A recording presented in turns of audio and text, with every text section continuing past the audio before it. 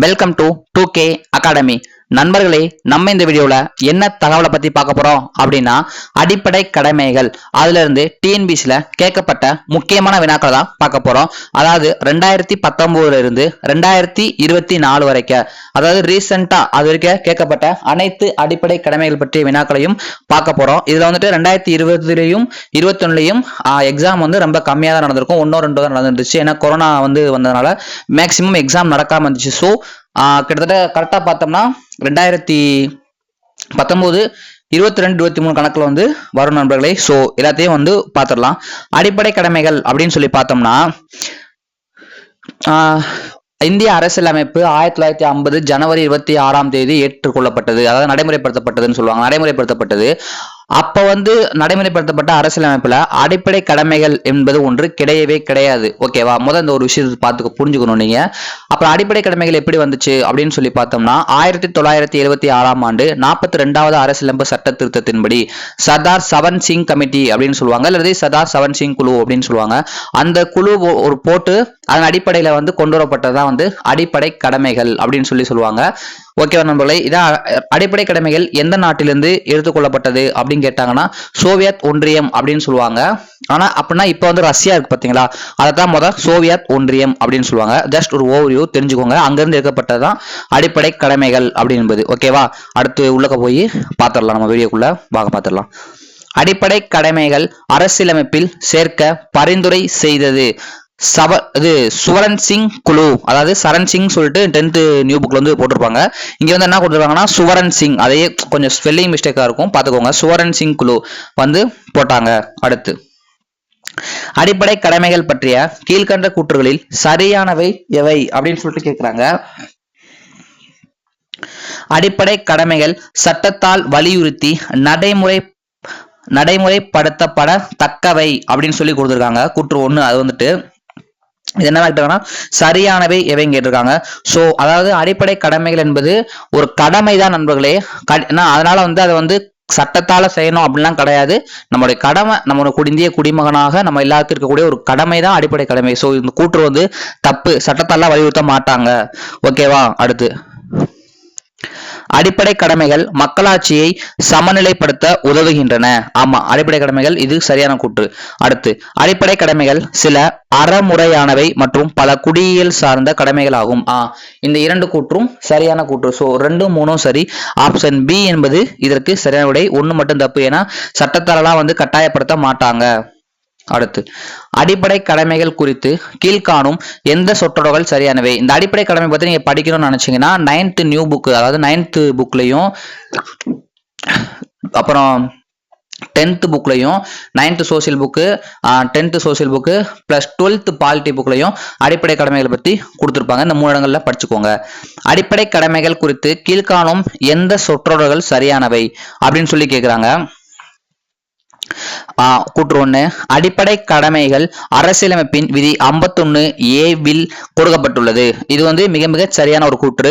அடுத்து, 11வது அடிப்படை கடமையை 86வது திருத்த சட்டம் 2002 பட்டியலில் சேர்க்கப்பட்டுள்ளது. இதுவும் சரியான கூற்று. ஸோ 1, 2 சரியான கூற்று. அடுத்து, அறிவியல் மனப்பான்மையை வளர்த்தல் ஒரு அடிப்படை கடமை அல்ல அப்படிங்கிறவங்களே 3வது கூற்ற பாருங்க. கடமை அல்ல அப்படிங்கிற கடமை என்ன வரணும், இங்க கடமை அல்லன்னு கொடுத்துருவாங்க. ஸோ தப்பு.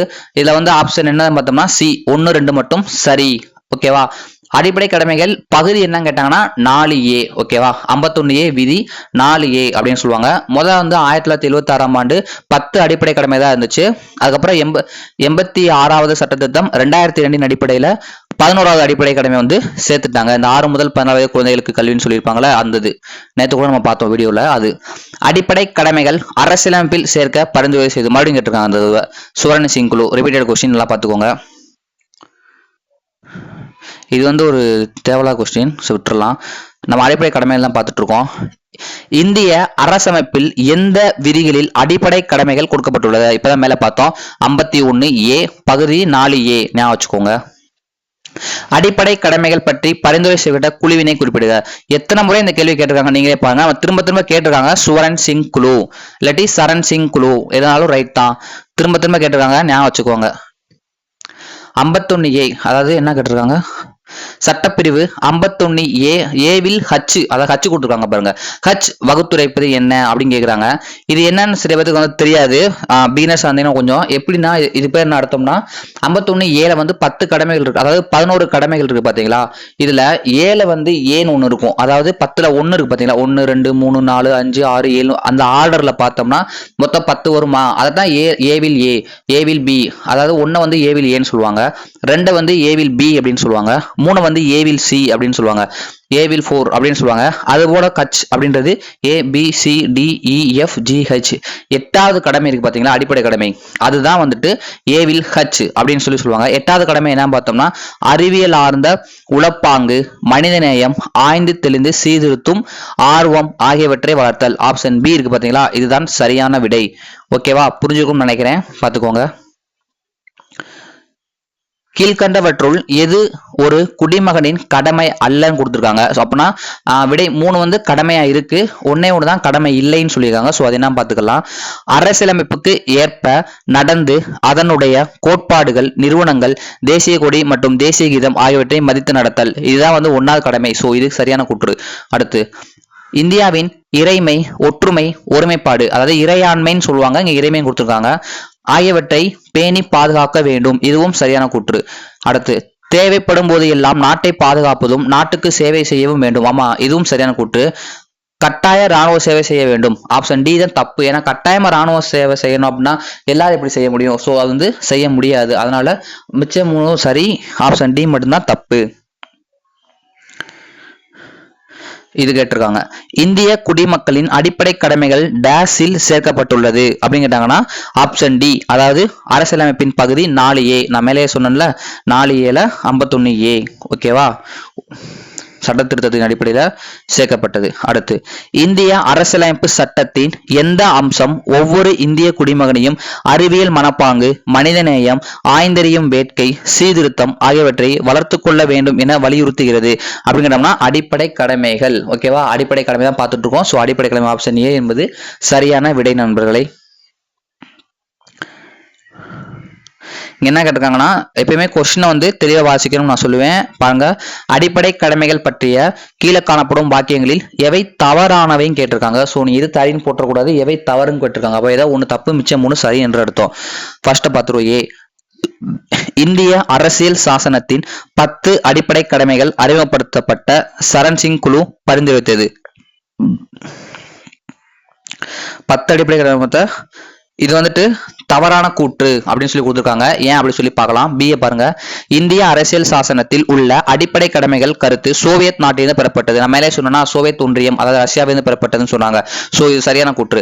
அடிப்படை கடமைகளை 42வது திருத்தச் சட்டம் அறிமுகப்படுத்தியது. ஆமா, 1976ஆம் ஆண்டு, இதுவும் சரியான கூற்று. அவை சட்டத்தால் செயல்படுத்தப்படுகின்றன, சட்டத்தால் செயல்படுத்தப்படுகின்றன, இதுவும் ஒரு சரியான கூற்று. ஸோ ஆப்ஷன் ஏ, இந்திய அரசியல் சாசனத்தின் 10 அடிப்படை கடமைகள் அறிமுகப்படுத்த சுரண் சிங் குழு சொல்லியிருக்காங்க. சுவரன் சிங் அப்படின்னு இருந்துச்சு, இல்லாட்டி சரண் சிங் அப்படின்னு சொல்லணும். ஸோ இங்கே சுரண் சிங் இருக்கனால தப்பு அப்படின்னு சொல்லிட்டு ஆன்சராக அமையும். ஓகேவா, அடுத்த கொஸ்டின் ஒரு டவுட் மாதிரி கொஸ்டினா இருக்கு. ஸோ கொஞ்சம் பார்த்துக்கோங்க அந்த கொஸ்டினை. அடுத்து அடிப்படை கடமைகளை பற்றிய பின்வரும் சொற்றொடர்களில் எவை சரியானவை கேட்குறாங்க. சரியான கூற்று எது அப்படின்னு சொல்லி கேட்குறாங்க.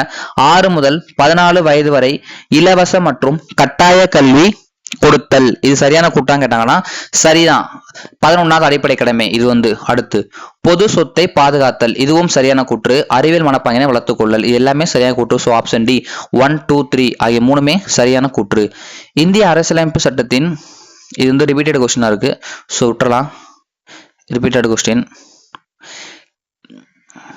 இதுவும் இது இல்லை.